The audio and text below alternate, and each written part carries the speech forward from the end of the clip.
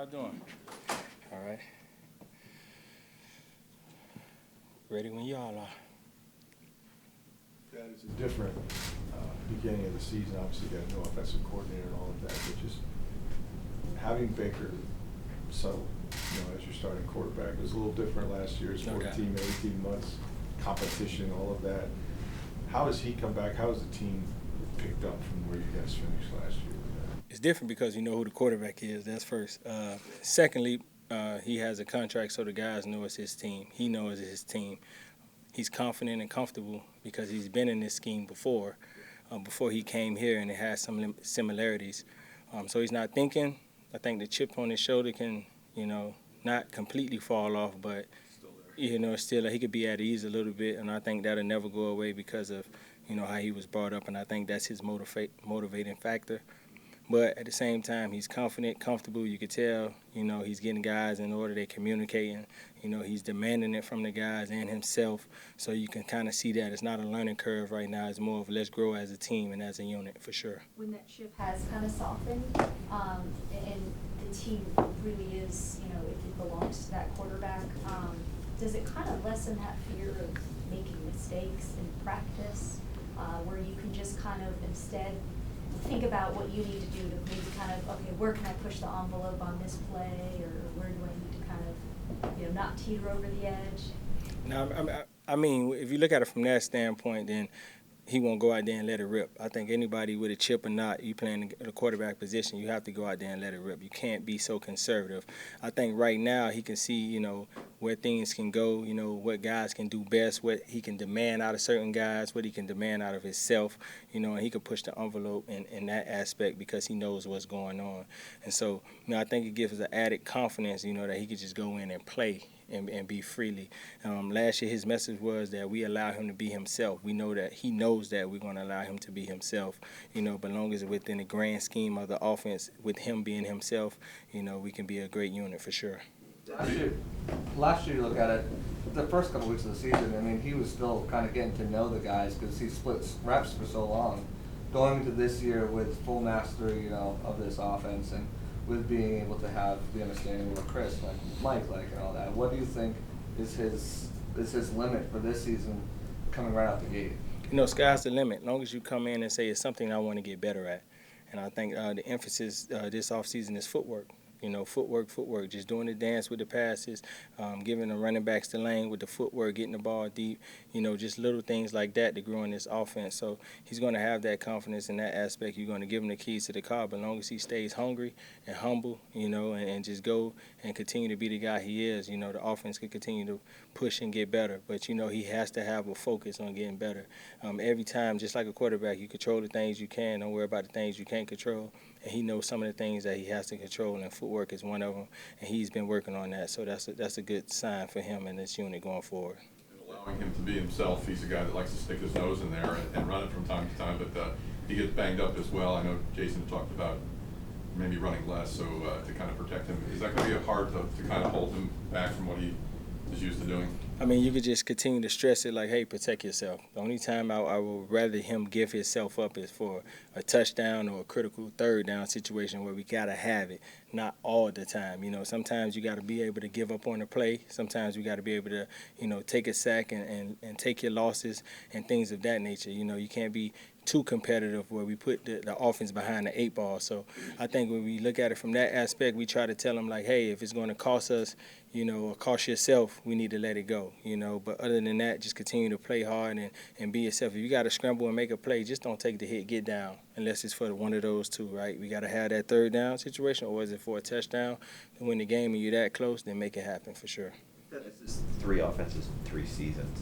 Some of the players have been through that. Not that many of the coaches have been through for all 3. What do you see as kind of the common thread between all 3 that you like within all 3? If you look at the pass game in a situation, like the pass game is the pass game. It's just different verbiage. Everybody's running the same thing. It's how you get to it differently. It's how you name it differently. So for myself, I'm learning how to speak different languages every year, which is pretty good for me. So if I could be able to do that in the real world, I know how to speak English, French, and Spanish, things like that. But at the same time, that's all it is. You just learn a new language, and you just want to continue to grow. But the biggest thing is speaking the same language as the offensive coordinator, right? I don't want to revert back to something we used to call it differently and confusing the players. So it's very important that we do buckle down as well as coaches and learn the verbiage and how he wants things said, and that helps the unit, and we talk in the same language and we can grow together. How beneficial is that? Sorry, Phil. I was gonna say, a lot like your playing days, actually. Yeah, no doubt, especially a lot like the playing days. But, in your notes, you can put, hey, we used to call it this, but it's called this. That's just for yourself, your bullet points. But at the same time, you want to continue to speak the verbiage when it comes out, Speaking of your playing days, what's it like having a Duke Blue Devil in the building? And how can he help you and Baker if he assumes that center position, a bigger guy in there that I think for all intents and purposes you guys want better protection up the middle so Baker can step into those throws? Having the Duke guy is great, and the Duke guy going in the first round is even better.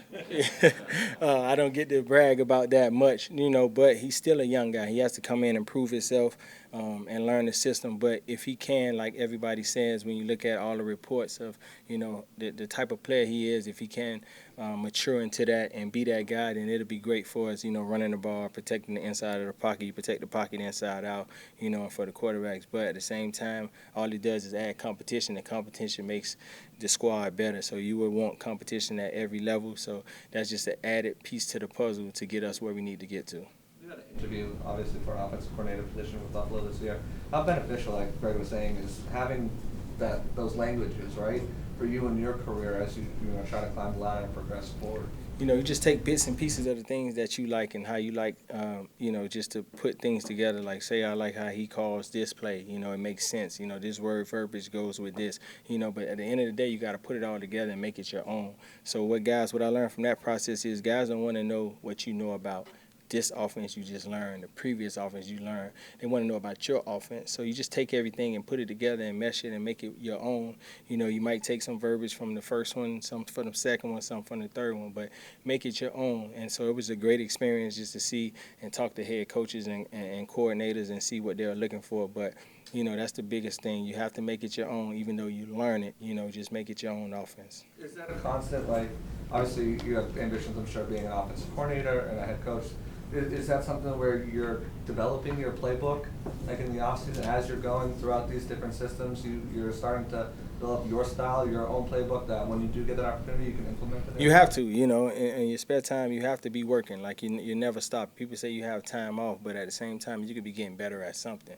And you just got to hone in on what you want to get better at, what you want to put down. And, for years, you've probably been putting it all together without even knowing, with all the notes and things you take and some of the things you might like that a coach do, some of the things you might not like. So you've been doing that already. Now it's just putting it all on paper and putting it together and just having it, and that makes you have your own offense right there and separate yourself from the other ones that you've learned so far. What would you say is the biggest difference, the biggest change we'll notice in Liam, this offense, compared to the offense that Canales ran? I would say the motions and the shifts and the things like that. We didn't do much of it. We did some of it. But right now, I would say you would see a lot of it just trying to dictate the defense, getting man-zone intels and things like that. I'm pretty sure the guys will talk to you about that. But the motions and the shifts, for sure, I would say is the biggest thing that you can count on that being done. You probably can count how many times it happened during the game and tally it, but it definitely will be more than last year for sure.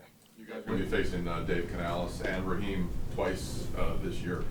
Their inside knowledge of Liam and obviously Dave with this team. Do you guys have to change up things, or it's going to be are they going to be able to identify things pretty quickly? I would say it just depends on what the scheme that they're running. We have to attack what they're doing and obviously get some of the intels and things that we see on film. So I would say the inside scoop is, just basically what they're doing. They could change things up as well. Obviously we're going against Dave offense, so Bowles know what's going on, and Liam has went against Raheem, out there, so he knows the ins and out of that defense as well. So it's a chess match, it's who got the right play on against the right, defense, and vice versa. So, hopefully we can have it more than they do, and we can have the pen last and get better plays. But, it's a division games as you go, so they're not easy. And, we all trying to get to the last to the Super Bowl and win this division. So it's going to be tough. It's not going to be easy, but we just got to do our due diligence and trust what the film say and try to attack it week in and week out.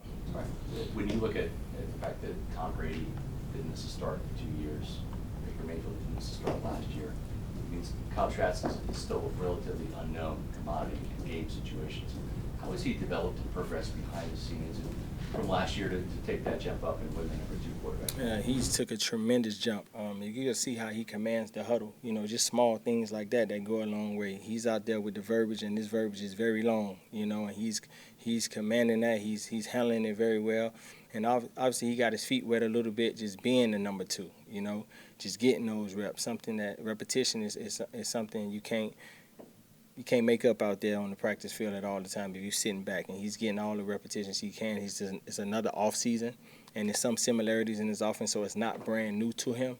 And you see the strides that he's taking, and I'm proud of him, and I'm happy that he's continuing to grow, and he's embracing his role. But if something happened to Baker, we're going to knock on wood. Hopefully nothing don't. We won't be scared to put Kyle in, and I think this offense won't sputter or slow down if he does have to get in the game. And that's hats off to him and the work he's put in for sure. As a quarterback, in this system, it seems like Liam's going to put more on Baker to get him in the right play, right? It's one thing to have good plays, but let's do it against the defense that matters. You played the position.